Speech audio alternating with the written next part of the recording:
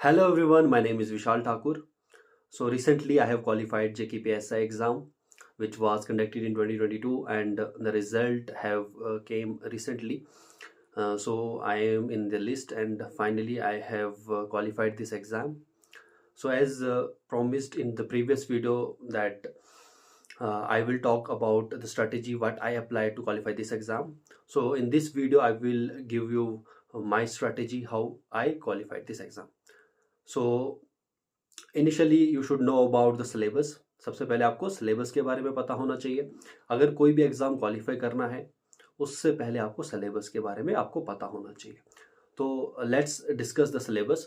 So as you know previously when I qualified this exam in previous year, the syllabus was like that. It was 150 marks total, and the questions around 120 questions were there in the exam and time allotted were 2 hours. The new posts which are coming, which are expected to come, I think इसमें भी syllabus जो है मोर और less similar ही रहने वाला है। तो अब मैं आपको बताऊंगा कि आपको कौन सी स्ट्रेटेजी अप्लाई करनी है इस एग्ज़ाम को क्वालिफाई करने के लिए, और मैंने जो स्ट्रेटेजी अपनाई थी इस एग्ज़ाम को क्वालिफाई करने के लिए वो स्ट्रेटेजी आपको मैं बताने वाला हूँ।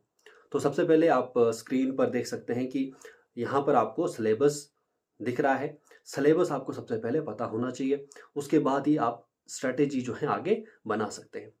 तो सबसे पहले हम बात करते हैं जो हमारे सिलेबस में जो पहली चीज़ है वो है करंट अफेयर्स। ठीक है, करंट अफेयर्स जो आपको पढ़नी है, नेशनल और इंटरनेशनल इंपॉर्टेंस की आपको करंट अफेयर्स पढ़नी है, जिसमें आपको नेशनल लेवल इंटरनेशनल लेवल की न्यूज़ को आपको रोज़ पढ़ना है।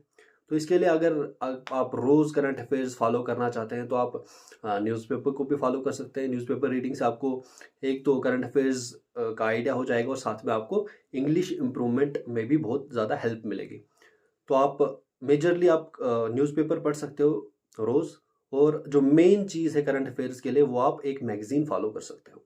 तो मैंने जो मैगज़ीन फॉलो की थी वो थी अरिहंत की। मैं आपको बताता हूँ, ये हाफ ईयरली की एक मैगज़ीन आती है, this one. It was of 2023 2022 में ये सेम बुक मैंने फॉलो की थी फॉर करंट अफेयर्स। ठीक है, तो करंट अफेयर्स के लिए आप अरिहंत की बुक फॉलो करेंगे, प्लस आप न्यूज़पेपर पढ़ेंगे। न्यूज़पेपर के साथ आपको 2 components English and current affairs दोनों आपको कवर हो जाएंगे। तो आपके सिलेबस में जो सेकंड पार्ट है वो है history of India and Indian national movement. तो हिस्ट्री के लिए आपको मेजरली आपको मॉडर्न हिस्ट्री के लिए जाना है। मॉडर्न हिस्ट्री के लिए आपको पता है कि अगर देखा जाए तो सिलेबस मोर और लेस सिविल सर्विसेज के पैटर्न पे ही है, बट आपको यहाँ पर उतना डीप नहीं जाना है। अगर कोई भी एग्ज़ाम आपको क्वालिफाई करना है तो मेन चीज़ जो होती है उसको क्वालिफाई करने के लिए वो होती है स्ट्रैटेजी। आप क्या पढ़ रहे हो वो इम्पोर्टेंट होता है। Quantity is not important, quality पढ़ाई जो है वो इम्पोर्टेंट रहती है। तो हिस्ट्री के लिए मैंने जो बुक फॉलो की थी दैट वाज ओनली आईएएस के जो नोट्स आते हैं आपको मिल जाएंगे, ओनली आईएएस के नोट्स मॉडर्न हिस्ट्री के, ये मैंने फॉलो किए थे। एंड इसमें भी बहुत इंपॉर्टेंट चैप्टर्स ही आपको करने हैं। मेजरली जो इंडियन नेशनल मूवमेंट है वो आपको सारी डेट्स पता होनी चाहिए, उसके बाद आप इजीली इस एग्ज़ाम में हिस्ट्री का पोर्शन जो है वो कवर कर सकते हैं। देन बात करते हैं हम, जो नेक्स्ट पोर्शन है हमारे सिलेबस का वो आता है Indian and world geography. Indian और वर्ल्ड ज्योग्राफी के लिए आपको अगर कोई चीज़ फॉलो करनी है ब्लाइंडली तो वो है एनसीईआरटी।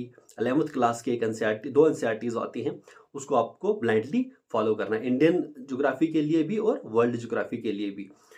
इसके लिए आप ये जो 2 एनसीईआरटीज हैं ये 2 मैंने फॉलो की थी, Indian geography, physical geography, fundamentals of physical geography और इंडियन फिजिकल एनवायरनमेंट। ये 2 जो बुक्स हैं आपको ये फॉलो करनी है।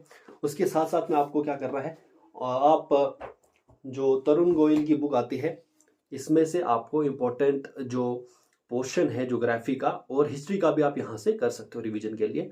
ये बहुत ही इंपॉर्टेंट पोर्शन आपके सिलेबस के लिए रहेगा।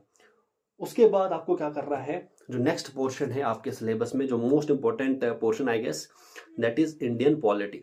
इंडियन पॉलिटी एंड गवर्नेंस आपके सिलेबस में, इसमें से आपको इंपॉर्टेंट चैप्टर्स पढ़ने हैं, जैसे कि आपको आपके सिलेबस में दिया है कॉन्स्टिट्यूशन, या आप इन लक्ष्मीकांत से भी पढ़ सकते हो, पर मैं सजेस्ट करूंगा कि आप ओनली आईएएस के नोट्स फॉलो करें, उससे आप पढ़िए, और वो अगर आप फॉलो करेंगे तो आपके लिए इजी रहेगा। तो इसमें से आपको जो इंपॉर्टेंट चैप्टर्स होंगे, जैसे कि कॉन्स्टिट्यूशन आपको पढ़ना है, देन आपको पॉलिटिकल सिस्टम के बारे में पता होना चाहिए, पंचायती राज एक्ट के इंपॉर्टेंट जो चैप्टर है वो आपको पता होना चाहिए, then there is a public policy, rights issues, these things you also have to do, you also have to cover। so जो इम्पोर्टेंट चीज़ें आपको यहाँ से ओनली आईएएस के नोट्स से पहले आपको पढ़ना है, उसके बाद आप रिवीजन जो है वो तरुण गोयल की बुक से आप कर सकते हैं। मैंने भी यही स्ट्रेटेजी फॉलो की थी। Initially I studied from only IAS notes and then I revised it from Tarun Goyal book when exam was very near. So इन सब चीज़ों को आपको क्या करना है, ये 3 मेन चीज़ें आपको बताई, history, polity, geography, current affair, साथ में आपको इकोनॉमिक्स आपको पढ़नी है। इकोनॉमिक्स अगर आपको पढ़नी है तो इम्पोर्टेंट जो चैप्टर्स हैं इंडियन इकोनॉमी के, आप पढ़ सकते हैं ओनली आईएएस के नोट्स से। इसमें देखिए आप, ये जो इम्पोर्टेंट चैप्टर्स हैं जैसे कि इकोनॉमिक ग्रोथ हो गया, प्लानिंग इन इंडिया आ गया, फिर 4th चैप्टर इंडस्ट्री आ गया, ये सब चीज़ें आप पढ़ सकते हो। Then inflation, money market, banking sector of India, taxation, public finance, ये सब चीज़ें आपको इंपॉर्टेंट चीज़ें आपने पढ़नी है, वो भी आप ओनली आईएएस के नोट से पढ़ सकते हो। इसको आपको सप्लीमेंट करना है विद तरुण गोयल बुक, ठीक है। तरुण गोयल की बुक से आपको इसमें से रिवाइज करना है इंडियन इकोनॉमी को। अब इंडियन इकोनॉमी में आपको जैसे कि इकोनॉमिक्स पढ़नी है तो इसमें sustainable development, poverty, inclusion, demographics, ये वाली चीज़ें आपको सिलेबस में दी है, इसके हिसाब से आपको पढ़ना है। अब जो ये 4-5 चीज़ें मैंने आपको बताई, ये मेजर पोर्शन है जनरल स्टडीज़ का, और इसमें जो क्या करना है आपको, इस सब चीज़ों को आपको सप्लीमेंट करना है with this MCQ book. 14,000 MCQs की ये बुक है जनरल स्टडीज़, ऑब्जेक्टिव मनोहर पांडे की आती है, ये अरिहंत की बुक है। इसको आपको पूरी तरीके से सॉल्व करना है। इसमें history, geography, polity, economics, environment, computer science, सारे ऑब्जेक्टिव जहाँ पर आपको मिलेंगे ये आपको कवर करने हैं। तो this is more important, the mocks are very important. एक मॉक्स का एक पूरा सेट आप ले सकते हैं, चाहे वो आप किसी भी ऐप से ले सकते हो, और इस चैनल पे भी आपको मॉक्स मैं हेल्प करूँगा कि वो मॉक्स जो है आपको मिल जाए। अगर इस चैनल पे भी आपको मिल सकते हैं वो मॉक्स, फ्री मॉक्स, या फिर मैं एक ऐप डेवलप करूँगा, उसके अकॉर्डिंगली आपको मॉक्स प्रोवाइड कर देंगे। अब यहाँ पर जो 4-5 मेन चीज़ें मैंने डिस्कस की, इसको आपको ब्लाइंडली जैसे मैंने स्ट्रेटजी बताई है वो आपको फॉलो करनी है। मेजरली जो ये चीज़ें पढ़नी है आपको, इनको मॉक्स प्लस एमसीक्यूज से सप्लीमेंट करना है। एमसीक्यूज आपको रेगुलर डेली बेसिस पे लगाने पड़ेंगे। इसके अलावा कोई भी यहाँ पर चारा नहीं है आपको, क्योंकि अगर ये एग्ज़ाम क्वालिफाई करना है तो एमसीक्यूज और मॉक्स इसके लिए बहुत ज़्यादा ज़रूरी है। अगर हम नेक्स्ट पोर्शन की तरफ चलें, हमारे सिलेबस में जो नेक्स्ट पोर्शन है वो है J&K रिऑर्गेनाइजेशन एक्ट। तो J&K रिऑर्गेनाइजेशन एक्ट आपको पढ़ना है। एज यू नो, इसमें 103 सेक्शंस हैं, न्यूली एडेड जो न्यूली अमेंडेड जो रिऑर्गेनाइजेशन एक्ट है। तो सारी सेक्शंस आपको याद होनी चाहिए, क्योंकि JKSSB ने लास्ट टाइम जब हमारा एग्ज़ाम हुआ था तो उस टाइम पे भी जो है सेक्शंस हैं कहीं से भी वो उन्होंने पूछी थी, लाइक 51, 57, 58 या फिर 70 सेक्शन में क्या आता है। तो ये सब चीज़ें उन्होंने पिछले एग्जाम में पूछी हुई हैं। तो आपको सारी सेक्शंस पता होनी चाहिए। ये सेक्शंस आप धीरे धीरे 5-5 सेक्शंस रोज़ याद करेंगे। धीरे धीरे जब आप सेक्शंस याद करेंगे, इनको रिवाइज करेंगे, तो आप एक पैटर्न पाएंगे कि इन सेक्शंस जो हैं 1 से लेकर 103 तक एक पैटर्न वाइज ये दी गई हैं। तो वहाँ से आपको ईजी रहेगा ये याद करना। तो J&K रिऑर्गेनाइजेशन की एक्ट की PDF भी मैं शेयर कर दूंगा मेरे टेलीग्राम चैनल के ऊपर, आपको मिल जाएंगी। आपको लिंक जो है टेलीग्राम चैनल का मैं वो प्रोवाइड कर दूंगा।